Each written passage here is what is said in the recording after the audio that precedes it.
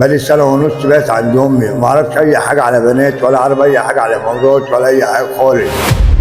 وعايز إن أنا أعمل وكيل اللي خرب بيتي وخرب بيت بناتي وما فرحتش ببيتي. كل ما اسال عليهم تقول لك اروح القسم اعمل لك محضر، اعمل لك بتاع، تهجم علينا، بتعملنا، بتسوينا. قول لي يا حاج، الفريسكا دي بتباع بكام؟ ب 10 جنيه. تكسب منها كويس؟ الحمد لله، نعمه ورضا، اللي بيرضي بيه ربنا باخده، بتكل على الله. ربنا يرزقك يا رب. يا رب. انا طلب.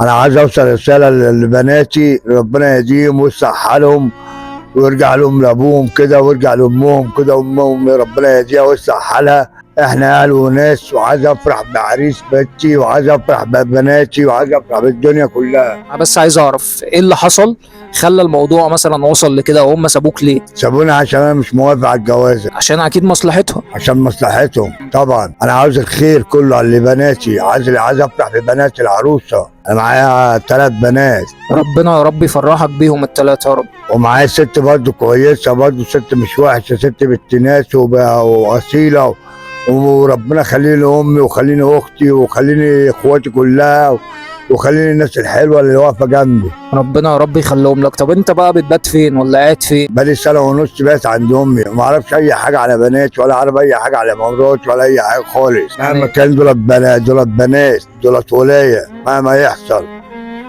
طب انت ما فيش حد فيهم بيسأل عليك؟ انت ما جربتش مثلا تودهم، تروح لهم تسأل عليهم؟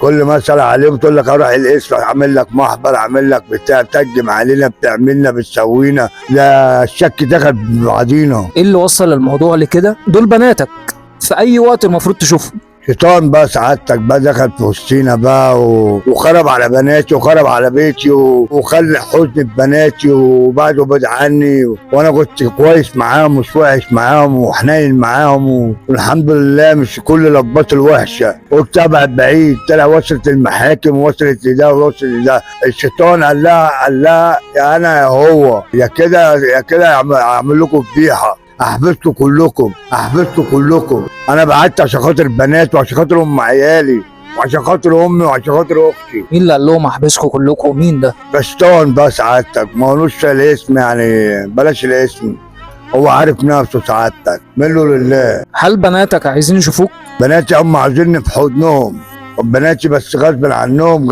غاضبين عليهم. بناتي بناتي غاضبين عليهم. بس الشيطان دولت زن عليهم، قال له يا الصايع ده يا المحترم ده. هو محترم وابن ناس وكل حاجه، خطيب بيتي واتشرف بيه واتشرف ببيتي واتشرف بعيلتي. بس الشيطان دخل في وسطنا، فرقنا من بعضينا، دخلت المحاكم وراحت المحاكم.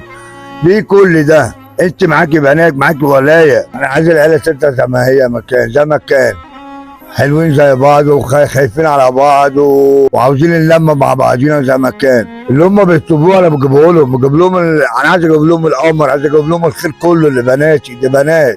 كفايه ان انت شغال بالحلال. الحمد لله. كنت زي ما انتم شايفين سعادتك اهو ببيع فريسكا في سان ستيفانو ورايح جاي قدام الحكومه سعادتك، وشايفيني باكل عيش، وهم شايفيني برضه سعادتك اللي انا باكل عيش بالادب والاحترام، وما مدش ايديا ولا بسرق ولا بعمل ولا اي حاجه.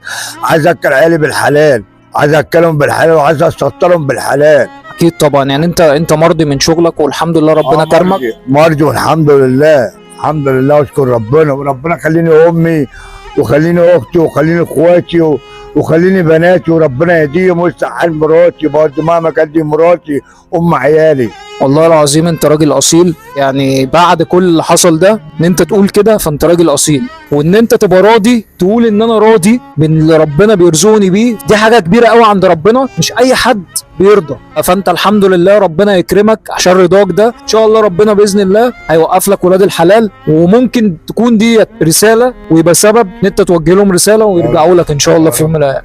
يا رب يصلح حالهم كده ويفرحهم. وانا راجل زي ما انتم شايفيني كده اهو ببيع فريسكا على بابا الله الحمد لله. ما بكلش عيالي حرام ولا بكل نفسي حرام ولا عايز امشي بالسكه دي. انا بطلب من كل الناس اللي بتتفرج علينا، الراجل ده بيقف عند سان ستيفانو، كل الناس اللي بتيجي هنا عايزكم بس تنفعوا الراجل ده، تيجي تقفوا معاه وتنفعوه وتقولوا له كلمه حلوه. هو الراجل بيبيع فريسكا، والفريسكا تلات بتاعته بسم الله ما شاء الله، ومعاه 3 بنات ربنا يخليهم له يا يا رب. رب. وربنا يا رب يرزقك بالحلال، طالما انت بتاكلها بالحلال وبتسعى، فان شاء الله باذن الله ربنا يكرمك. بس انا الله غالب، انا راجل بتاع فريسك على بابا الله، ولا لا معاش ولا لا اي حاجه، والله غالب ربنا شايفني وعايز بنات احسن الناس. ان شاء الله باذن الله الموضوع بتاعك يخلص يا رب. ويشوفوك ويعرفوا ان انت قد ايه فعلا عايزهم ونفسك يبقوا احسن حاجه، عشان ممكن يكونوا هم مش عارفين كده. ربنا يبعد عنكم الشيطان ان شاء الله باذن الله، الامور ترجع كده وترجعوا لبعض باذن الله.